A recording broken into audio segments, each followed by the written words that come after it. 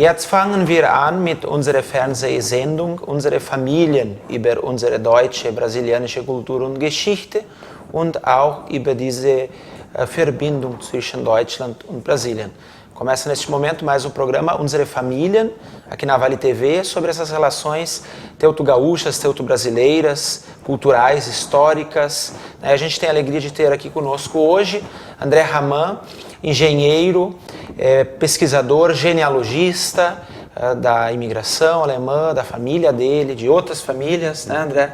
E que vem nos contar um pouquinho da sua história e do seu trabalho. Ok, olá. É uma alegria tê-lo aqui e, André, se puder iniciar sobre como foi esse teu despertar para pesquisa, para genealogia, para esses estudos da imigração alemã. Com certeza. Pesquisando efetivamente, eu devo estar pesquisando em torno de um pouco mais de 20 anos. Mas, com certeza, o despertar ele aconteceu já lá na infância, especialmente em função da convivência com os meus avós, né? Ambos os lados, mas especialmente as avós, né? Tanto a avó materna, que ela sempre me levava junto com meu avô, é claro, para a gente visitar os nossos antepassados que estavam sepultados, né? Lá na região de origem, visitar eles no cemitério no dia de finados, né? E ali eu conseguia, através dela, que ela explicava a relação entre nós, que a família ela ia além, né, dos avós que estavam ali, dos tios, mas que tinha bisavós, até trisavós eventualmente, e fez com que eu conseguisse construir essa ideia de família histórica, né, uma família maior. E obviamente a minha avó paterna, ela também tem um papel muito, muito importante, porque ela sempre foi muito de contar histórias dos pais e avós dela, como eles eram relacionados a outras famílias. Para ela, de certa forma, todos tinham um grau de parentesco, então dava também essa impressão de família, genealogia, enfim. Então eu devo a elas com certeza. Sabe que em algumas famílias a gente tem alguém que é o elo, que conhece, que, né, conecta.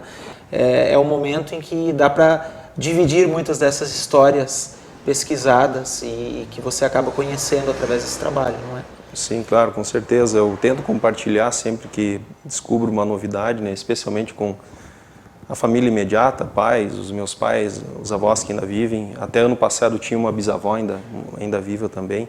Tento compartilhar com primos, né? Para também despertar neles o interesse, né? Pela genealogia em si, pela história dos antepassados, né? Especialmente a história dos antepassados, não aquela genealogia fria, mas como eles viveram no passado, como foi a vida deles, né? Ou descobrir que, por exemplo, um ancestral imigrante foi marinheiro, uma coisa assim inesperada. No nosso entendimento eram todos colonos, agricultores, né? Foram ligados à agricultura, mas com certeza é sempre uma satisfação poder compartilhar, né, essas informações com parentes, amigos, né?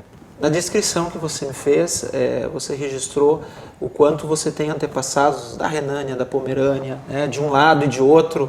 Claro que a Pomerânia hoje, boa parte, não pertence mais à Alemanha, mas você também puder nos descrever sobre essas raízes, essas famílias, esses diferentes lugares, né? Eu, pesquisando dos meus, descobri que vieram de 7 regiões da Alemanha. E não sei se os teus são de tantas regiões, mas certamente são de algumas regiões também. Exato.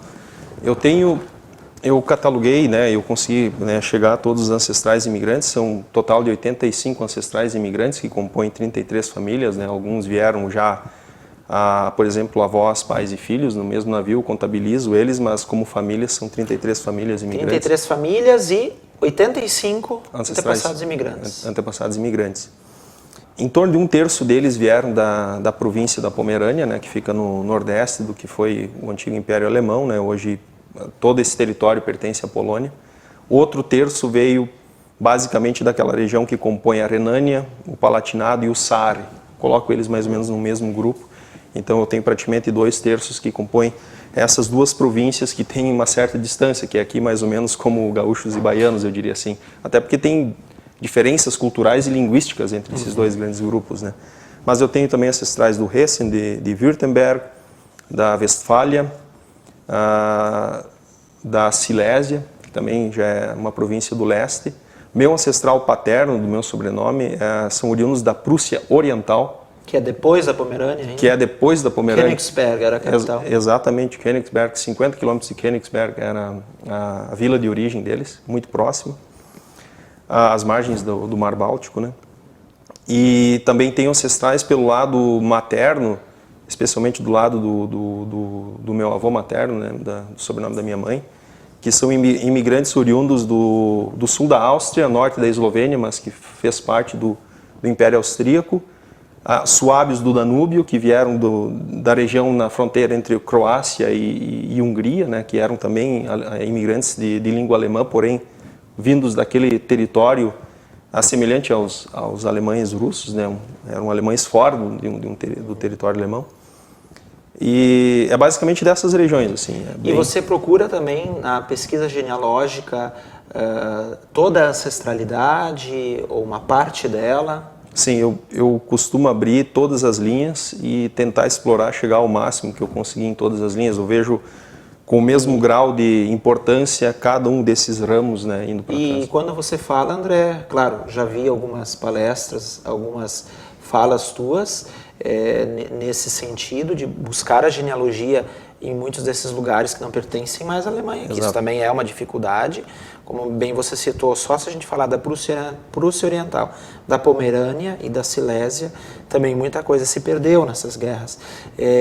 Como que é esse encontrar material dessas regiões que não pertencem mais à Alemanha?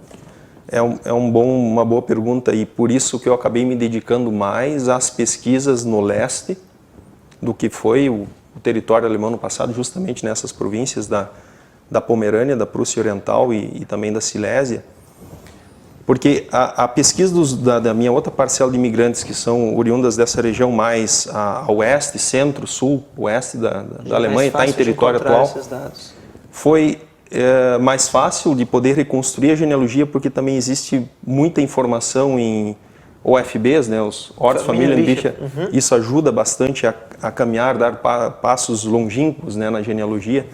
Já no nordeste, do que foi a Alemanha, lá não se tinha essa cultura dos UFBs, e depois vem os efeitos, especialmente da Segunda Guerra Mundial, né, com a invasão russa, que arrasou todos aqueles territórios.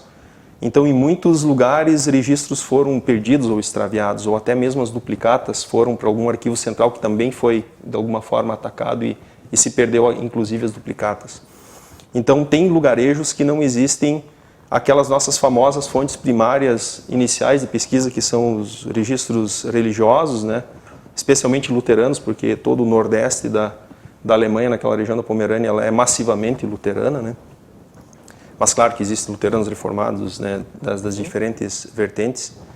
E também os registros civis, né, que a partir de 1874, mas muitos também foram perdidos. Então, a gente tem que acabar buscando outras fontes, também primárias, mas não tão usuais na genealogia. Por exemplo, listas de impostos, listas de habitantes dos lugarejos.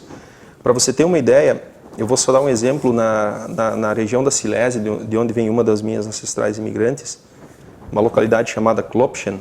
Muitos imigrantes dessa mesma localidade vieram massivamente para o Rio Grande do Sul se estabelecer em Santa Cruz do Sul. É muito curioso quando tu começa a entender as vizinhanças, né, as questões geográficas que uma leva. Nesse território, os registros católicos foram perdidos, eu não consegui mais resgatar o nascimento da minha ancestral. Eu sabia os nomes dos pais dela, graças aos registros aqui no Brasil, eram católicos e tinham registro dos avós, dos filhos dela, nascidos no Brasil. Então eu consegui reconstruir a genealogia um pouco. Mas achei uma outra fonte inusitada, que foi um inventário. E os inventários estavam guardados no arquivo polonês hoje. Consegui consultar dos avós maternos dessa minha ancestral. E era um inventário de em torno de 100 anos, que as terras iam passando de geração após geração da mesma família, família Raffler. E com isso eu consegui desvendar mais 2 gerações para trás dos antepassados da minha ancestral imigrante através do inventário, porque lá constavam datas, constavam nomes, irmãos, filhos, tinham pequenas genealogias lá dentro. E o mais curioso, ela chegou no Brasil em 1871 e uma fase de inventário foi concluída em 1873 e no próprio inventário ela é mencionada como vivendo no Brasil. Então uma surpresa, né? É que essa pesquisa familiar são às vezes 4, 5 locais diferentes, né? Como você disse, é o inventário, é o registro paroquial, digamos, se daqui a pouco o antepassado esteve numa universidade ou numa escola, é um registro escolar, né? É um registro universitário, essas várias peças do quebra-cabeças para reconstruir essa genealogia, essa história. E assim, André, quando você faz esse trabalho de pesquisa, depois o resultado, né, com essas genealogias, eu sei outros trabalhos que você escreveu, inclusive a Genealogia RS, no grupo, mas esse livro que você nos traz, né, Colonizadores do Rio Grande do Sul, agora recente, escrito com o Décio Aloysio Schauran. Como foi esse trabalho? Porque vocês trazem um período posterior da imigração, né? Porque os primeiros anos o Hundt registrou, Hillenbrand, né? Como foi esse trabalho, inclusive de diversas outras famílias.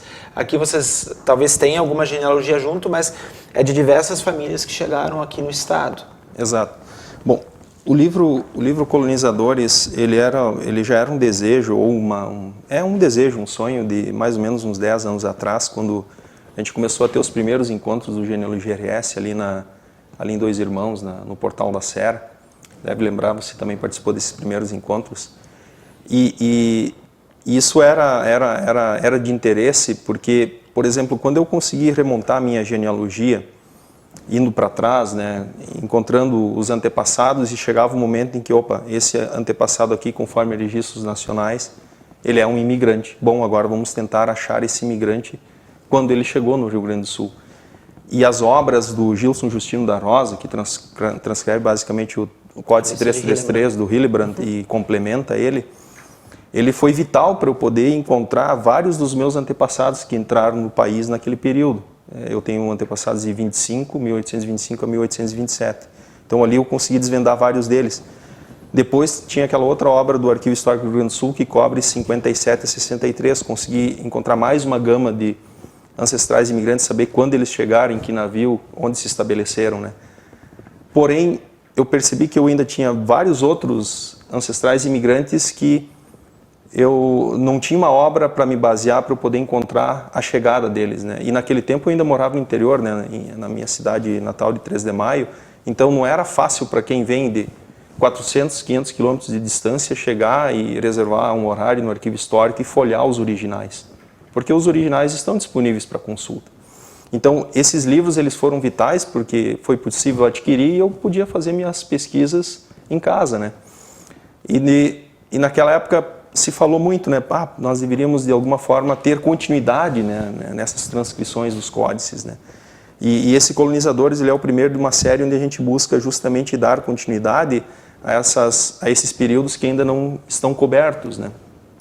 Então a gente pega uma década logo após esse período de 1863, pega a década de 63, 73, trazendo mais de 7 mil imigrantes que vieram para o Rio Grande do Sul, não somente alemães, ele é colonizadores, mas o interessante é que o livro ele traz algumas estatísticas, que no momento que você digitaliza a informação é possível estratificar estatísticas, que eu particularmente gosto dessa parte, e ver, por exemplo, que 91% ainda nesse período, nessa década, eram imigrantes de língua alemã. Eu trago, né, tanto alemães prussianos das diferentes áreas, como também austríacos, boêmios, que são classificados aqui como de origem germânica.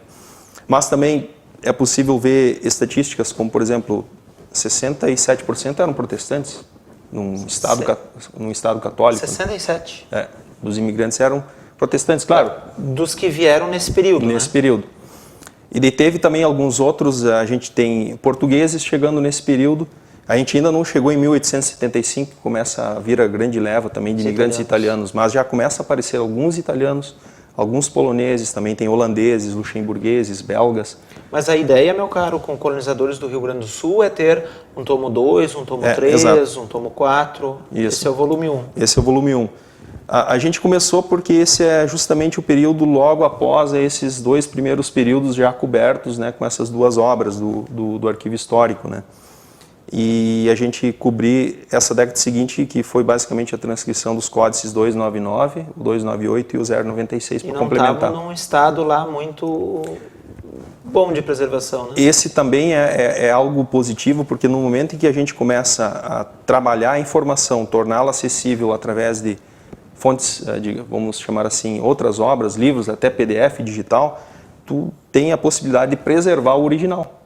Porque o próprio arquivo pode ter cópias desses livros lá para permitir que as pessoas consultem gratuitamente, né? Não precisem mais tocar no original.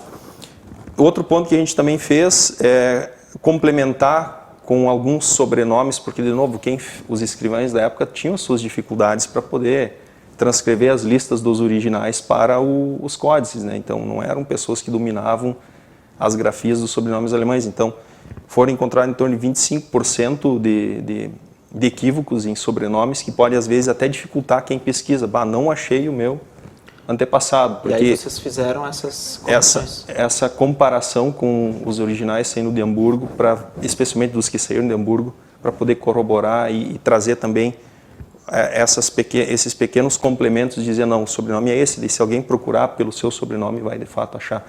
Em torno de 1% eu não consegui validar de fato, né? E alguns imigrantes que vieram, por exemplo, da Antuérpia, daí também ficava difícil de ter uma lista de referência de saída, porque tem lacunas da Antuérpia e de Bremen. Mas 80% dos imigrantes nesse período vieram de Hamburgo. Essa também é uma outra estatística que foi estratificada. Passaram por Hamburgo, né?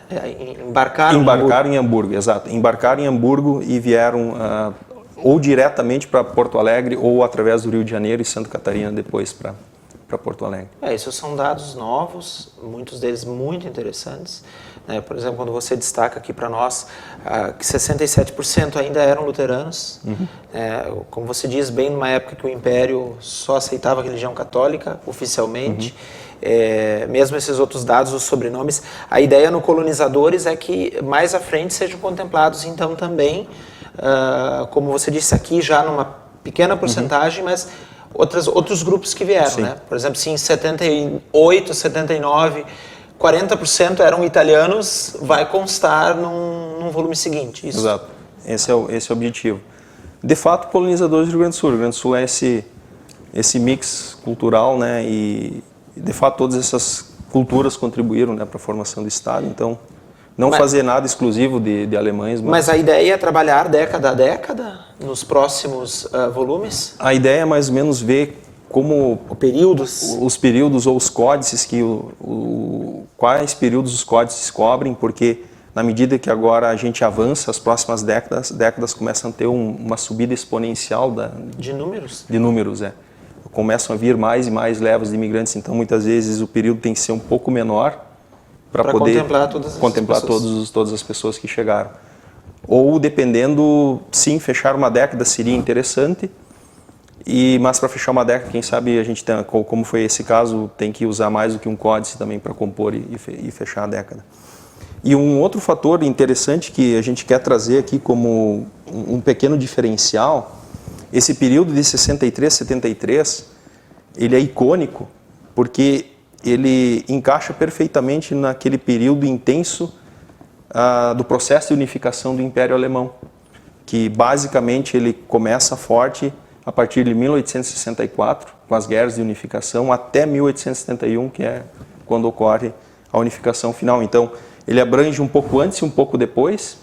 1864, a guerra dano-prussiana, né, do Reino da Prússia contra a Dinamarca, pelo Schleswig-Holstein. Depois a Guerra Alemã, a Grande Guerra Alemã, que eles chamam também de Guerra Civil, 1866, do Reino da Prússia contra a Áustria, né, o Império Austríaco. E, por fim, a Guerra Franco-Prussiana, que culmina na formação do Império Alemão, que unifica o território, né? E aí a gente vê imigrantes que vêm um pouco antes, durante e um pouco depois. Então, esses imigrantes como a maioria deles eram imigrantes de língua alemã, mais de 90%, eles estiveram inseridos nessa situação de conflitos, guerras, né, e tudo mais. Isso pode também explicar um pouco por que vieram, por que imigraram, né? Quem sabe esse processo foi um processo penoso, né? E uma outra questão, André, vocês têm um embasamento histórico, embasamento não, uma história contada aqui, descrita também pelo próprio Décio. Exatamente. Porque o Décio escreve muito bem, assim, essa parte histórica, né, e conflitos, Exato. como você disse, nos quais eles estavam inseridos, né? Não porque queriam, mas né, na região, na localidade onde viviam. Exatamente, e por essa razão, como coincidiu, né, a década com esse processo de unificação, mais de 90% eram alemães vindos desse território, foi feito um texto histórico contando a formação do Império Alemão pelo nosso grande colega, escritor, amigo Décio Schauren, e um belo ponto de vista, e ainda mais, no ano em que a gente celebra 150 anos da formação do Império Alemão, porque foi justamente agora em 18 de janeiro de 2021. Foi significativa, assim, a simbólica, a combinação de fatores, né, para a gente compor a obra. E eu ia dizer, e o Décio, ele escreve muito bem, porque também traduz muito bem. Ele pega alguns textos, assim, do latim, do alemão, do inglês, tem, assim, um grande conhecimento na área. Meu caro, assim, você participa do grupo Genealogia RS, você participa do IGGP, né? Sim. International German Genealogy Partnership, né? Meu inglês não é tão, né, quanto o alemão, mas você pudesse nos escrever, né? Com Genealogia RS a gente já teve aqui o Nélio Schmidt, claro, descrever um pouco dessa tua atuação no grupo, mas também depois sobre o IGGP. Sim, claro. Eu tenho participado dos encontros do Genealogia RS desde praticamente do início, 2011 ali. E quando a gente simplesmente fazia troca de informações, a gente complementava as nossas pesquisas, né, trocava ideias e um ajudava o outro. E na medida que foram passando os anos, o Genealogia RS ele foi se profissionalizando na genealogia, né, liderado pelo Nélio, né.